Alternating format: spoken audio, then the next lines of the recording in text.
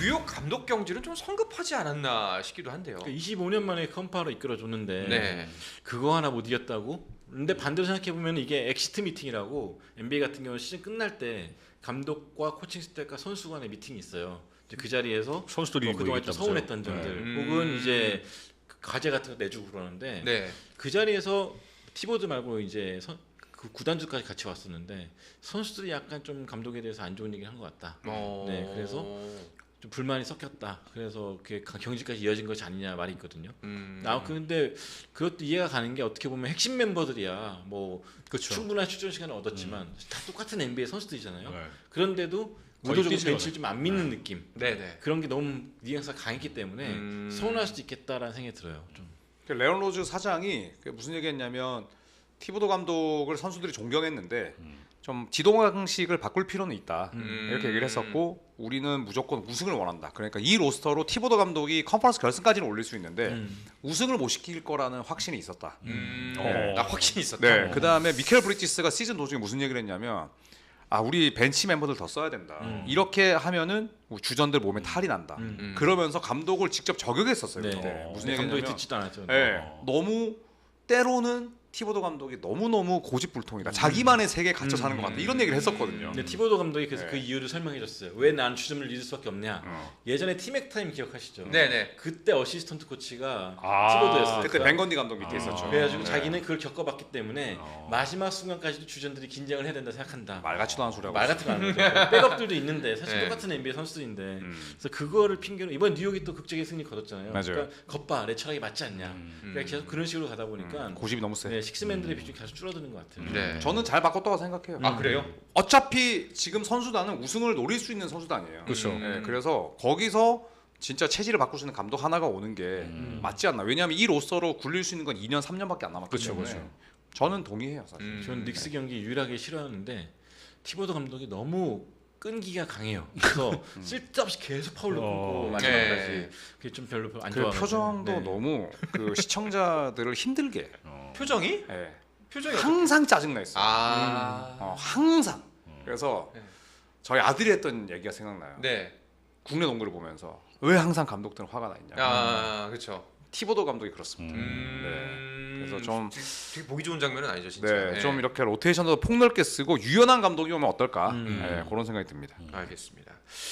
자 이제 비시즌에 좀 주목이 되는 지점들 뭐 지금 댓글에도 여러 가지 이야기가 나는데 듀란트 행방 뭐 이제 뉴욕 감독 누가 올 것이냐 또 몇 가지 있었습니다. 많죠. 야니스도 있고. 아데토쿤보도 네. 있고 어떤 것들을 좀 주목해서 봐야 될까요? 당장은 드래프트가 있죠. 드래프트가 있고 또 픽을 좀 올리고 싶어하는 팀도 있기 때문에 아마 드래프트를 시작으로 아마 많은 트레이드가 있지 않을까. 뭐 당장 뭐 듀란트 샌안토니오 스퍼스행도 있을 것이고. 네. 그리고 이번 시즌이 6월 30일까지가 공식이에요.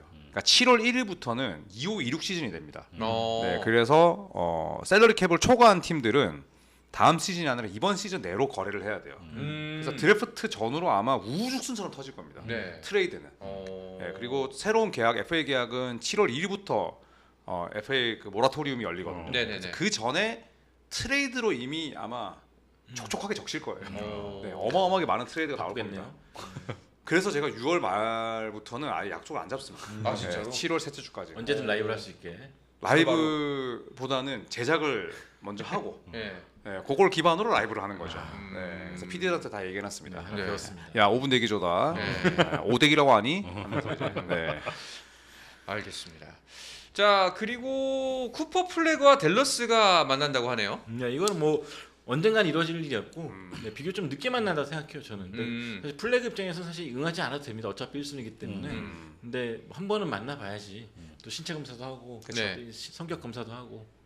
그러니까 이제 뭐 워크아웃을 한다고 하는데 이게 상견례 같은 거죠? 그렇죠. 근데 상견례, 원래 면접. 상견례인데 원래는 이제 순위가 애매한 선수들은 운동을 엄청 하죠. 그러니까 여러 와서 팀들을 만나죠. 뭐 3인 3명이 온다. 그럼 이제 3명이서 같이 뜀박질하면서 네. 다른 코치 상대팀 코치들이랑 같이 3대3도 하기도 하고 네네. 5대5도 하고 막 점프도 뛰고, 점프 그것도 뛰고 뭐 재고 그다음에 뭐 야 원사 폭격 해봐 그러면 뭐 머리도 막아야 되고 머리도 막아. 여러 가지 하죠. 네. 아까 오디션 같은 거네요. 오디션이죠. 예, 면접, 사전 면접이죠. 오디션, 사전. 예, 근데 사전 플레이 오디션. 같은 선수들은 그냥 와서 뭐 인사하고. 근데 뭐 니코 해리슨 단장이 정말 이상한 사람이긴 해도 네, 플래그를 뽑는 건 정말 뭐 200%라. 네. 네. 그것마저 안 하면은 진짜 암살당합니다. 그 2순위 후보가 옛날에 그 시카고의 론하퍼 기억나시죠? 네, 9번. 네. 그 둘째 아들. 아들이거든요. 오. 2순위까지는 거의 확정이에요. 네. 근데 3순위부터는 특히 3에서 6순위까지는 누가 뽑혀도 이상하지 않아요. 이상하지 않다. 그래서 이번 드래프트는 2024년 드래프트보다 한 5배 재밌을 겁니다. 로나포 아들 잘하나 보네. 그 딜런 하퍼는 첫째는 끝장납니다. 크게 성공 못했는데 네. 둘째가 더 대성할 것 같아요. 진짜. 포지션은 뭐예요? 가드. 네, 볼핸들러. 네. 네. 아빠랑 똑같아요. 알겠습니다. 자, NBA 이야기는 한 이쯤에서 정리를 해야 될 것 같은데 혹시 NBA 관련해 가지고 궁금한 이야기들이 있으면은 지금 올려주시면은 크블 이야기로 넘어가면서 질문을 좀 받아보도록 하겠습니다. 자, 일단은 딱히 지금 아직까지는 올라온 질문이 별로 없는 것 네, 같아서. 아까 듀란트 이야기를 하셨는데 네. 저는 개인적으로 듀란트는 샌안토니오 가지 않을까 생각을 하고 일단 샌안토니오 스퍼스의 중심은 웬반야마잖아요. 예, 근데 웬반야마의 루키 계약이 2년 남았습니다. 그래서 2년 뒤면 연봉이 아마 뭐 40밀 이상 가겠죠. 예, 그래서 웬반야마를 싸게 쓸 수 있는 2년을 달려야 돼요. 네, 오히려 네. 기다리는 게 아니라. 그렇죠. 그래서 저는 케빈 듀란트와의 웬반야마의 타임라인은 도리어 맞다고 생각을 하고 그다음에 데빈 바셀이나 켈든 존슨, 뭐 제레미 소엔 애매한 유망주들이 많습니다. 근데 피닉스는 어떻게든 듀란트를 떨궈야 되고요. 듀란트의 만기 계약이 1년 남았거든요. 네, 그래서 저는 개인적으로 듀란트의 만기 계약을 샌안토니오가 받아주고 드래프트 픽 주면서 애매한 유망주들 다 팔고 네, 그렇게 해서 듀란트가 저는 웬반야마, 디에런 팍스랑 빅3를 형성하지 않을까. 상대팀한테는 악몽이겠네. 진짜. 네. 근데 웬바냐마랑 듀란트 조합이 맞을까요? 나쁘지 않죠. 영역이 많이 안 겹쳐요. 알겠습니다. 자, 그리고 아데토쿤보. 남을 것 같아요. 저도 팔기에 너무 덩어리가 커가지고 네. 그 선수를 받는 순간 그 팀도 어쨌든 황무지가 되지 않을까. 거기 영혼까지 털어먹지 않아요. 그렇죠. 이렇게. 맞아요. 그리고 지금쯤 아마 미팅은 아직 안 했는데 불협화음이 났다면 이미 정말 어마어마한 뉴스들이 나왔을 텐데 아직까지 잠잠한 걸 보면 네, 야니스가 다음 시즌 쉬어가더라도 이걸 뭐 현지에서 갭 이어라고 하더라고요. 1년 쉬어가는 거. 그래서 쉬어가더라도 저는 남을 것 같아요. 오히려 저는 달래주려고 감독을 자를지언정 네, 팔지는 못할 것 같다. 너무 커가지고. 네. 그리고 박이상님께서 OKC 프레스티 칭찬 좀 해주세요. 올해 단장상 받은. 네, 샘 프리스트 전장이 뭐 OKC를 만들었다고 해도 과언이 아니죠. 그죠. 그때 굉장히 많은 지명권 장사를 통해서 성공을 시켰고 이 선수 성공적으로 선수를 뽑기도 했고 잘 설계했죠. 모든 것의 시작과 끝이었고 심지어 데이그널트 감독조차도 이분 밑에서 배웠기 그렇죠. 때문에 거의 뭐 OKC의 신화적인 존재로 남지 않을까. 저는 이분이 만약 은퇴하잖아요. 아마 OKC가 아마 어떻게든 연구를 만들어가지고 네. 올려주지 않을까 생각합니다. 그렇죠. 단장에 올라가는 경우도 있고 뭐 듀란트, 하든, 웨스트브룩 시대 때도 프레스티였고요. 그 세 명이 떠나고 폴 조지가 깽판 치고 나갔을 때도 프레스티였는데 그 황무지 같은 썬더를 지금의 팀으로 만들어놨죠. 네. 자, 그리고 레이커스는 센터 어떻게 해야 할까요? 레이커스는 시즌에도 소문만 계속 있다가 관심 있다, 영입 관심 있다, 의향 있다 하다가 넘어갈 것 같습니다. 근데 이게 돈치치 계약이 걸려 있어서 뭐라도 해야 되는데 그렇죠. 돈치치 계약이 8월 2일부터 가능하고든요. 연장 계약이. 그 전에 뭔가 좀 보여줘야 네, 그 전에 뭔가를 보여줘야 되는데 그게 브룩 로페즈일지, 닉 클렉선일지. 뭐 근데 클렉선은 좀 비싸지 않을까. 좀 왠지 실망스러울 것 같다는 느낌 들어요. 좀 맞아요. 요란하게 왔다 갔다 하다가. 자, 그리고 마이클 조던 해설 계약했다는데 어떨 것 같나요? 근데 이게 풀타임 해설일지, 네, 아니면은 그냥 특별 해설일지는 잘 얼마 모르겠어요. 받고 하려나? 4천만 달러. 4천만 달러. 4천만 달러. 네. 그러니까 600억 넘죠.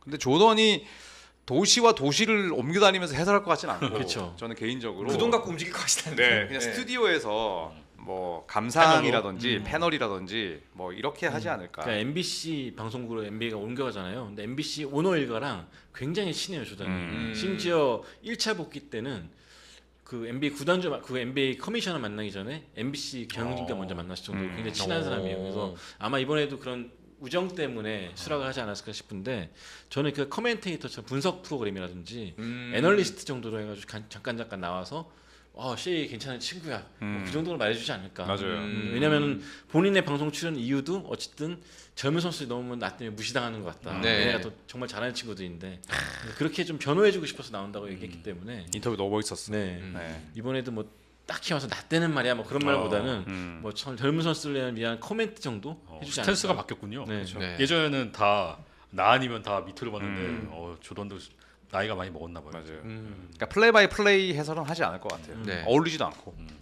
저는 굉장히 충격적일 것 같아요. 옛날에 샤키로린이 이제 은퇴하고 인사이드 NBA 나왔을 때 굉장히 좀 우스꽝스러운 분장도 많이 했잖아요. 네. 서장훈 씨도 은퇴한 그렇죠, 다음에 그렇죠. 예능프로에서 여장하고. 조던이 설마 그러진 않겠지. 아, 조던은 기품이 있는 분이라 그러지 않았으면 네, 좋겠어요. 조던이 연지곤지 바르면 되게 충격적이에요. 자 그리고 듀란트의 반대급부는 누구로 예상하시나요?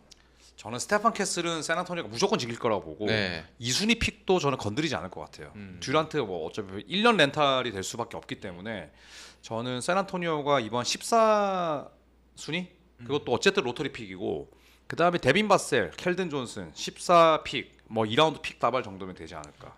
캐슬과 2순위 지명권 넣는 순간 저는 샌안토니오가 전화 끊어야 된다고 봅니다. 네, 듀란트가 샌안토니오도 처분하기 쉽고 받는 피닉스 입장에서도 처분하기 쉬운 처분하면 도움이 될 만한 그런 자원도 우르르 주지 않을까. 그렇죠. 네, 캐슬과 2순위 픽은 안 들어가지 않을까 개인적으로 생각합니다. 저기 브래드빌은 어떻게 될까요? 피닉스 남아야죠 뭐. 네. 어쩔 수 없지 뭐. 트레이드 거부권이 있는데. 안고 죽어야죠. 안고 죽어야지. 네. 스포츠 플러스 한정의 무대